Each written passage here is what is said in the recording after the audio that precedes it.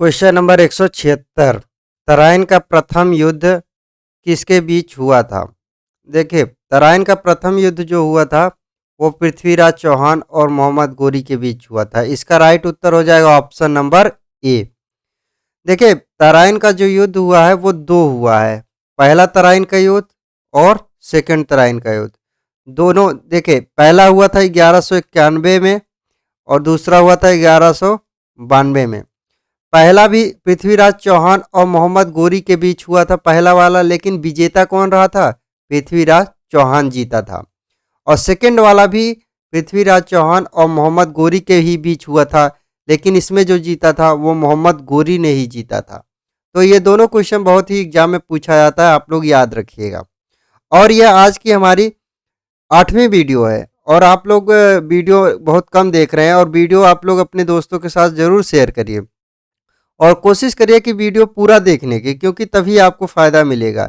आप एक वीडियो या थोड़ा सा देखेंगे उससे कोई फ़ायदा नहीं मिलेगा। और ये लूसेंट की जो बुक है इसकी पूरी टोटल इसका 1000 क्वेश्चन इससे निकाल करके इस बुक का निचोड़ बनाया गया है। और ये सारे क्वेश्चन ऐसे नहीं है कि इसी बुक से है, और ये एग्जाम में पूछे भी जा चुके हैं और ये सभी एग्जाम के लिए बहुत ही ज़्यादा बेनिफिट रहेगा। आप लोग ज़रूर देखें। अगला क्वेश्चन पे चलते हैं। क्वेश्चन नंबर है 177। अजंता की गुफाओं में अंकित चित्रकारी किस धर्म से संबंधित है? इसका जो राइट उत्तर हो जाएगा वो हो जाएगा बौद्ध धर्म से संबंधित है अजंता की गुफाएं। अब देखिए, अजंता की गुफाएं देख लेते हैं। ये देखिए, अजंता की जो गुफाएं हैं वो पहाड़ों के काट कर बनाई गई हैं और ये औरंगाबाद महाराष्ट्र में स्थित है, पहाड़ों की। और इसके अंदर जो मंदिर है, ये मंदिर के अंदर जो है कुछ इस प्रकार का मंदिर है। ये देखिए, बौद्ध धर्म से संबंधित है। ये देखिए, बौद्ध जैसे बैठा हुआ है। तो इसकी जो बौद्ध धर्म अजंता की जो गुफाएं हैं वो किससे संबंधित है? बौद्ध धर्म से। इसका राइट उत्तर होगा option number D. Question number है 178। निम्नलिखित में से किस गुप्त वंश की स्थापना की थी? गुप्त वंश के संस्थापक कौन है ये पूछ रहा है, मतलब किसने स्थापना की थी? तो श्री गुप्त जो थे, इन्होंने गुप्त वंश की स्थापना की थी। इसका राइट उत्तर होगा ऑप्शन नंबर ए, श्री गुप्त। इसका सही उत्तर हो जाएगा। अब देखिए, गुप्त वंश की श्री गुप्त की स्थापना की थी। अब देखिए, यहाँ पे कुमार गुप्त जो थे ये गुप्त वंश के ही ये सारे लोग गुप्त वंश से ही संबंधित थे। कुमार गुप्त, चंद्रगुप्त प्रथम और समुद्रगुप्त सभी लोग गुप्त वंश से ही संबंधित थे। लेकिन जो कुमार गुप्त थे, इनका एक क्वेश्चन बहुत फेमस पूछा जाता है, नालंदा विश्वविद्यालय की स्थापना किसने की थी? तो कुमार गुप्त ने की थी, ये पूछता है। अब देखिए, समुद्रगुप्त के बारे में हमें कहाँ से मिलता है? प्रयाग प्रशस्ति से मिलता है। और प्रयाग प्रशस्ति किसने लिखा है? हरिसेन ने प्रयाग प्रशस्ति को लिखा है। अब देखिए, चंद्रगुप्त प्रथम जो था इस वंश का सबसे बहुत क्रूर अच्छा शासक था, बहुत प्रसिद्ध शासक था, और इसने गुप्त सावंत की शुरुआत की थी इसी ने। तो इसका जो राइट उत्तर होगा ऑप्शन नंबर ए, श्री गुप्त। क्वेश्चन नंबर है 179। भारत में डाक सूचक प्रणाली पिन कोड का शुभारंभ किस वर्ष हुआ था? यहाँ पे पूछा है किस वर्ष प्रारंभ हुआ था। तो यह हुआ था 1972 में। इसका राइट उत्तर होगा ऑप्शन नंबर सी। तो ये क्वेश्चन नंबर है 180। भारत में पहली बार मेट्रो रेल सेवा किस नगर में प्रारंभ की? तो पहली जो मेट्रो रेल चली थी वो कोलकाता में चली थी। इसका राइट उत्तर होगा ऑप्शन नंबर ए। देखिए, मेट्रो रेल सबसे पहले कहाँ पे चली थी? कोलकाता में चली थी। तो देखिए, ये हमारा मेट्रो रेल ऐसे ही है। और सबसे पहले मेट्रो रेल के जो जनक कहलाते हैं भारत में वो हैं श्रीधरन। ये सबसे बड़ी बात है कि सबसे मेट्रो मैन किसे बोलते हैं? श्रीधरन को बोलते हैं। और जो 17वां जो कोलकाता मेट्रो है, इसको 17वां रेलवे जोन भी बना दिया गया है। देखिए, अब यहाँ पर रेलवे का लोगो लगना शुरू हो गया है। इसका मतलब क्या है कि जो कोलकाता मेट्रो है वो अब सरकार के अंडर में चलना शुरू हो गया है। नहीं तो और सारी मेट्रो जो होती हैं वो प्राइवेट होती हैं। अब देखिए, सबसे पहला मेट्रो कहाँ, पूरे विश्व में अगर पूछता है सबसे पहला मेट्रो कहाँ पे चला था, वो चला था लंदन में। सबसे पहला मेट्रो कहाँ पे चला था? लंदन में, अगर पूछता है। लेकिन अगर यही भारत में पूछता है सबसे पहला मेट्रो किस शहर में चला था, वो कोलकाता में चला था। और मेट्रो मैन किसे बोलते हैं, श्रीधरन को बोला जाता है। क्वेश्चन नंबर है 181, भारत में प्रथम विद्युत रेल किस वर्ष चलाई गई थी। तो जो पहली विद्युत रेल थी वो किस वर्ष चलाई गई थी, तो वो इसका राइट उत्तर हो जाएगा 1925 में। मतलब इसका राइट उत्तर ऑप्शन नंबर डी सही हो जाएगा।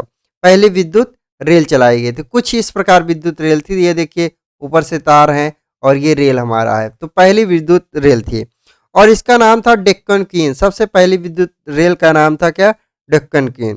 तो ये चलाई गई थी बम्बई वीटी और कुर्ला कुर्ला के बीच में विद्युत ट्रेन सबसे पहली चली थी।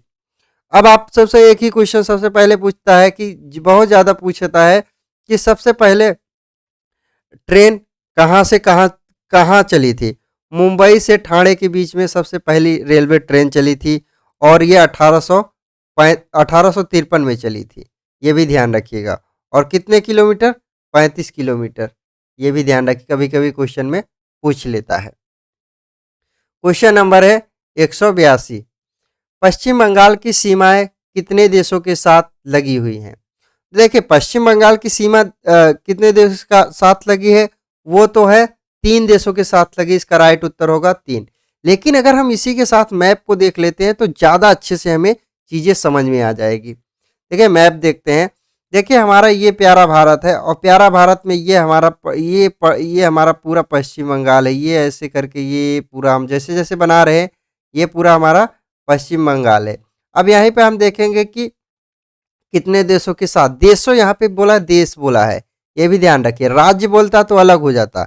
देखिए एक तो हमारे ये बांग्लादेश है, बांग्लादेश के साथ सीमा साझा कर रहा है, और दूसरा ये नेपाल, देखिए यहाँ पे टच कर रहा है, ये नेपाल है, और तीसरा क्या है, ये भूटान है, ये भूटान। तो यहाँ पे 3 देशों के साथ साझा करता है कौन, पश्चिम बंगाल। मैंने इसलिए इसके साथ मैप लगा दी जिससे कि आपको पूरा क्लियर हो जाए। अगर यहीं पे पूछता कितने राज्यों के साथ पश्चिम बंगाल सीमा साझा करता है, देखिए नीचे से चलते हैं, उड़ीसा के साथ साझा करता है, झारखंड के साथ साझा करता है, और बिहार के साथ साझा करता है, और सिक्किम के साथ साझा करता है, और ये हमारा रहा प्यारा असम। तो 5 राज्यों के साथ वेस्ट बंगाल साझा करता है, 5 राज्यों के साथ। अगर राज्य पूछेगा तो 5, और अगर देश पूछेगा तो 3। और देखिए बांग्लादेश जो है वो सबसे अधिक सीमा किसके किसके साथ लगाता है, वेस्ट बंगाल के ही साथ सबसे अधिक सीमा लगाता है। और भारत के साथ इसका सबसे अधिक सीमा लगाने वाला देश है ही बांग्लादेश।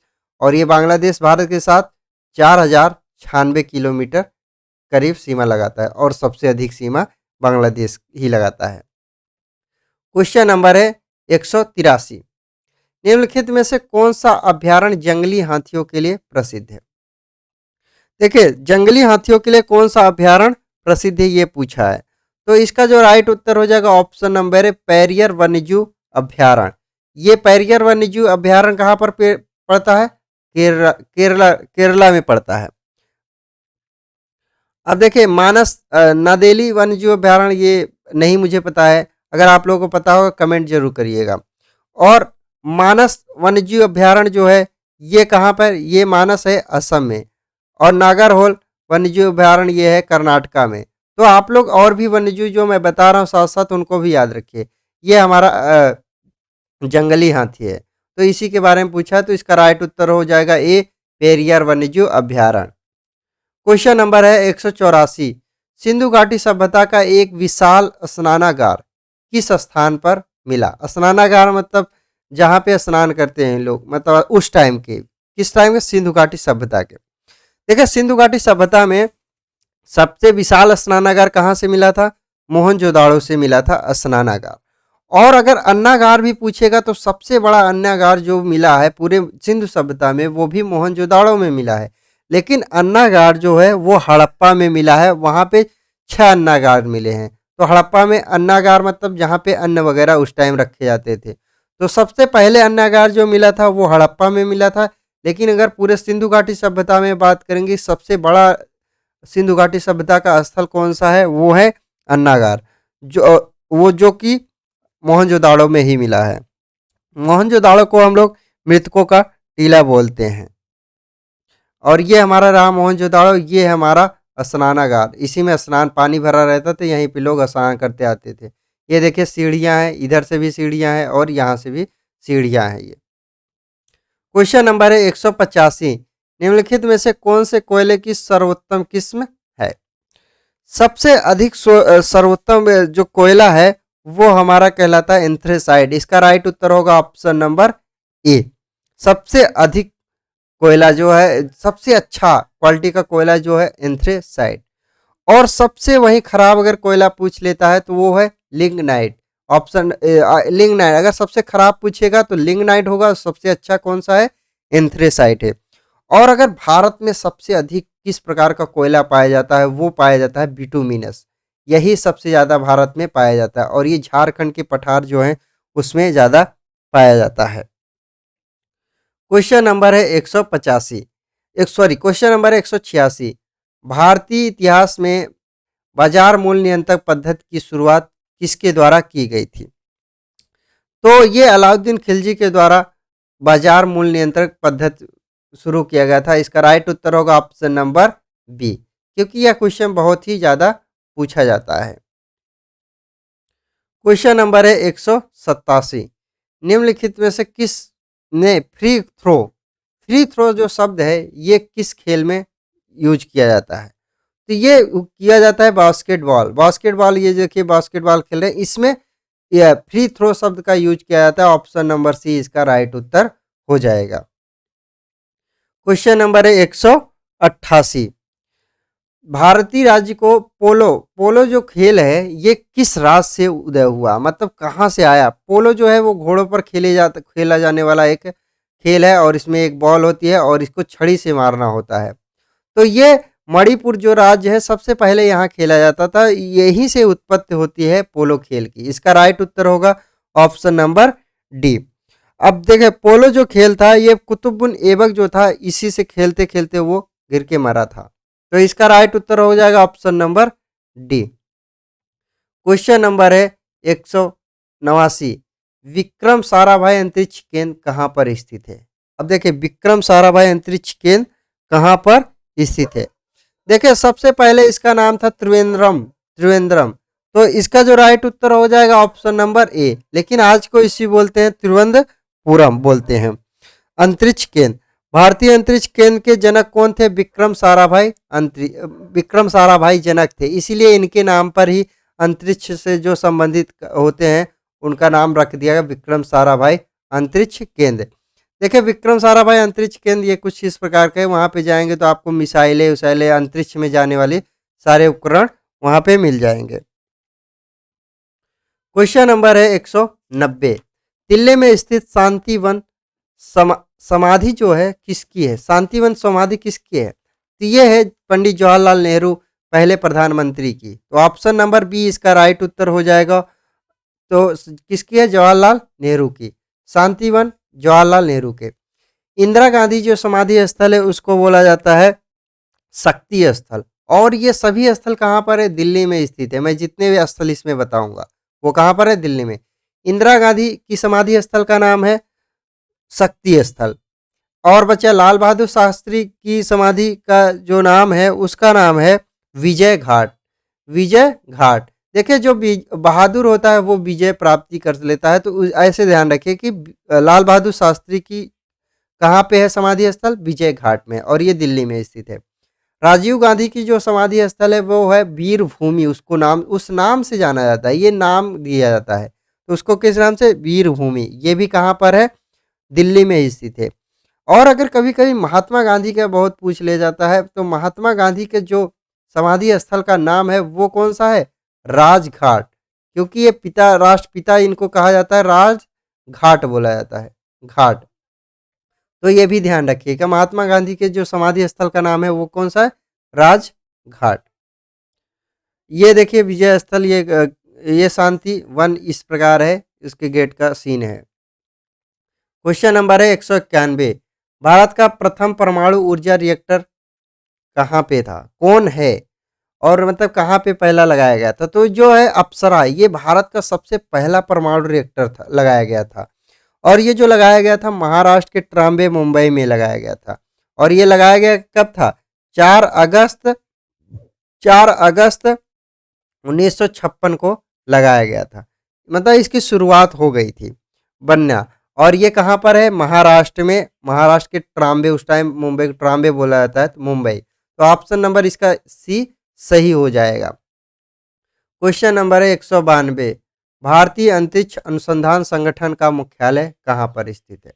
ये देखिए पूछ लिया है, भारतीय अंतरिक्ष अनुसंधान का संगठन, इसका जो मुख्यालय है वो कहाँ पर है? बेंगलुरु में स्थित है। इसी को शॉर्ट में बोलते हैं ISRO, ISRO, Indian space research organisation, इसका नाम पूरा है। तो इसरो की स्थापना पूछ लेता है कभी कभी, तो स्थापना क्या है? 15 अगस्त 1969। ये भी ध्यान रखें क्योंकि ये बहुत पूछता है। 15 अगस्त 1969 में इसरो की स्थापना हुई थी। अब देखिए इसका जो हेडक्वार्टर है वो कहाँ पर है? बेंगलुरु में है। इस क्वेश्चन में यही पूछा था, इसका हेडक्वार्टर कौन सा है? बेंगलुरु में। और जिसके इस टाइम अध्यक्ष, इसके इसरो के अध्यक्ष कौन है? एस सोमनाथ इसके इसरो के अध्यक्ष हैं। इतना इस क्वेश्चन से इसकी जानकारी मिलती है। क्वेश्चन नंबर है 193, निम्नलिखित में से किस रोग की पहचान करने के लिए एलिसा परीक्षण किया जाता है? तो जो एलिसा जो टेस्ट होता है ये एड्स HIV के लिए किया जाता है। इसका राइट उत्तर हो जाएगा ऑप्शन नंबर डी। अब देखिए और एक क्वेश्चन, ये मधुमेह किस कमी के कारण होता है? इंसुलिन की जो कमी होती है वो मधुमेह रोग हो जाता है, इंसुलिन कमी के कारण होता है। और टाइफाइड, टाइफाइड एक सल्मोना सल्मोना एक बैक्टीरिया है, इसके कारण टाइफाइड रोग हो जाता है। क्वेश्चन नंबर है 194, 2011 की जनगणना जब हुई थी उसके अनुसार भारत की नगरीय जनसंख्या, भारत की कुल जनसंख्या का लगभग कितना है? तो यहाँ पे पूछा है भारत की नगरीय जनसंख्या 2011 की जनगणना के अनुसार पूछा है। तो उस टाइम जो नगरीय जनसंख्या थी वो 28% थे। इसका राइट उत्तर हो जाएगा ऑप्शन नंबर सी। और 72% लोग क्या थे? ग्रामीण थे। अब भी हमारा भारत जो है वो कृषि प्रधान देश है। 72% लोग कहाँ पर रहते हैं? ग्रामीण में रहते हैं। और जो 2011 की हमारा थीम था, 2011 की जो थीम हमारी थी वो क्या थी? जनगणना की जो थीम थी वो हमारा था, हमारी जनगणना हमारा भविष्य। और जो घनत्व था वो कितना था? वो करीब था 382 प्रति वर्ग किलोमीटर था। ये भी ध्यान रखिए। और पूरी विश्व की जनसंख्या का भारत कितना था? 17.5%। पूरी विश्व की जनसंख्या का 17.5% था। और लिंगानुपात जो था 943/1000। इसका मतलब यह हुआ 1000 पुरुष पर 943 महिलाएं थी उस टाइम में। और साक्षरता दर जो थी वो थी 73%। ये भी याद रखिएगा। और सबसे अधिक साक्षरता जो थी वो थी आपके केरला में, ये भी ध्यान रखिए। और सर्वाधिक जनसंख्या कहाँ की है? वो है यूपी की। और अगर सबसे कम जनसंख्या पूछता है वो पूछता है सिक्किम में। तो मैंने इस क्वेश्चन के साथ काफ़ी क्वेश्चन मैंने बता दिया। आप लोग इसको बहुत ध्यान से सुन के सारे क्वेश्चन को याद रखिए। लगभग यही क्वेश्चन घूम फिर के एग्जाम में पूछे जाते रहते हैं। ये हमारा भारत की जनगणना का सेंसस है। क्वेश्चन नंबर है 195, सूचना की सबसे छोटी इकाई को क्या कहते हैं? जो सबसे छोटी इकाई है उसे बिट बोलते हैं। इसका राइट उत्तर होगा option number A. Question number है 196, भारतीय संविधान में नागरिकों को कितने मूल अधिकार दिए गए हैं? तो जो मूल अधिकार दिए गए हैं वो कितने हैं? 6 मूल अधिकार दिए गए हैं। इसका राइट उत्तर हो जाएगा ऑप्शन नंबर बी। तो वो ये मूल अधिकार कहाँ से लिया जाता है? क्योंकि ये भी पूछा मूल अधिकार कहाँ से लिया गया है। तो मूल अधिकार हमारे कहाँ से लिया गया है? USA से मूल अधिकार लिया गया है। ये भी इस क्वेश्चन के साथ ध्यान रखिएगा। क्वेश्चन नंबर है 197, भारत में दक्षिण पश्चिम मानसून में सबसे अधिक ज्यादा वर्षा, भारत में जो वर्षा होती है वो कौन सी है? क्वेश्चन ये भी कभी कभी पूछ लेगा। दक्षिण पश्चिम मानसून जो है ये भारत में सबसे अधिक वर्षा होती है। लेकिन अगर भारत के अंदर सबसे अधिक वर्षा, ये वाली जो वर्षा आती है वो सबसे पहले कहाँ पर होती है? तो ये सबसे पहले कहाँ पर होती है? केरला में। इसका राइट उत्तर हो जाएगा ऑप्शन नंबर डी। क्योंकि इस क्वेश्चन में यही पूछा था किस राज्य में प्रवेश करती है, तो केरला में प्रवेश करेगी और सबसे पहले वर्षा यहीं पर होगी। और उसके बाद पहुँचते पहुँचते पंजाब जो शहर है वहाँ पे पहुँचते, पंजाब जो राज्य है वहाँ पहुँचते पहुँचते बहुत धीमी गति हो जाती है, इसलिए पंजाब में बहुत कम बारिश होती है दक्षिण पश्चिम मानसून की। क्वेश्चन नंबर है 198, दूरदर्शन में रंगीन प्रसारण की किस प्रसारण का प्रारंभ हुआ, ये पूछा है। दूरदर्शन जैसे डीडी नेशनल पहले जो हुआ करता था उसके बारे में पूछ रहा है। तो जो दूरदर्शन था वो रंगीन जो प्रसारण था वो हुआ था 1982 में। इसका राइट उत्तर हो जाएगा ऑप्शन नंबर बी। उसके पहले जो होता था वो सारा सादा में चलता था। तो सबसे पहले इसके बारे में स्थापना पूछ लेता है कभी कभी। तो इसकी स्थापना कब हुई थी? 15 सितंबर को हुई थी और हुई थी 1959 को। और इसका जो मुख्यालय है वो कहाँ पर है? दिल्ली में। ये भी याद रखिए क्योंकि मुख्यालय जरूर पूछ लेता है इसका। और इसके जो अध्यक्ष हैं वो हैं सूर्य प्रकाश, इसके अध्यक्ष हैं डीडी नेशनल के। और इसका रंगीन जो प्रसारण हुआ था 1982 में हुआ था। ये इस क्वेश्चन से इतनी जानकारी हमें मिलती है। क्वेश्चन नंबर है 199, विश्व वन्यजीव कोष द्वारा किस पशु को प्रतीक चिन्ह के रूप में लिया गया है? पांडा जो प्रतीक चिन्ह है उसको लिया गया। इसका राइट उत्तर हो जाएगा ऑप्शन नंबर डी, क्योंकि पांडा पूरे विश्व में बहुत ही कम है। WWF इसको शॉर्ट में बोलते हैं वर्ल्ड वाइल्ड लाइफ फंड, मतलब जानवरों के लिए जो फंड इकट्ठा होता है पूरे देश में, उनके लिए खर्चा होता है, वो इसी के द्वारा जाता है। तो ये है पांडा। पांडा कुछ इस प्रकार का होता है, यही इसका लोगो है। इसका राइट उत्तर होगा ऑप्शन नंबर सी। अब देखिए WWF की स्थापना कभी कभी पूछ लेता है, ये भी ध्यान रखिए। इसकी स्थापना हुई थी 1961 में। और इसका जो हेडक्वार्टर है वो कहाँ पर है? स्विट्जरलैंड में है। तो ये भी ध्यान रखिए आप लोग, इसका हेडक्वार्टर कहाँ पे है? स्विट्जरलैंड में है। क्वेश्चन नंबर है 200, भारत में करेंसी नोट पर उनका उसका जो मूल्य कितनी भाषाओं में लिखा गया है? जो करेंसी नोट है उसका जो मूल्य है कितनी भाषा में लिखा गया, ये हमसे पूछ रहा है। तो जो 17 भाषाओं में लिखा गया, इसका राइट उत्तर हो जाएगा ऑप्शन नंबर डी। और जो सारा संविधान है उसी में से है, लेकिन इंग्लिश संविधान में नहीं है। जो 22 भाषा होती है संविधान में, उन्हीं पूरी भाषा को लिया गया, लेकिन जो इंग्लिश है इसमें संविधान में नहीं है। तो वो इंग्लिश को छोड़कर और सारी भाषाएं संविधान में हैं। देखिए आप यहाँ पे पूरा टोटल गिन लेंगे तो यहाँ पे 15 भाषाएं हो जाती हैं। यहाँ पे कितनी है? 15 भाषाएं। और दूसरा और एक हो जाएगा इंग्लिश, 16 भाषा हो जाएगा, और एक हो जाएगा हिंदी, ये हो जाएगा 17। तो टोटल कुल कितनी भाषाएं हैं? 17 भाषाएं हैं। और 2000 के नोट पर क्या बना है? मंगल ग्रह बना है। ये भी कभी कभी क्वेश्चन पूछ लेता है। तो आज की हमारी वीडियो ये रही समाप्त, और आप लोग से मुलाकात होगी अगली वीडियो में। आप लोग वीडियो को पूरा देखिए यार, क्योंकि आप लोग वीडियो कम देख रहे हैं। अपने दोस्तों के साथ शेयर भी करिए। आपसे मुलाकात होगी अगली वीडियो में। जय हिंद।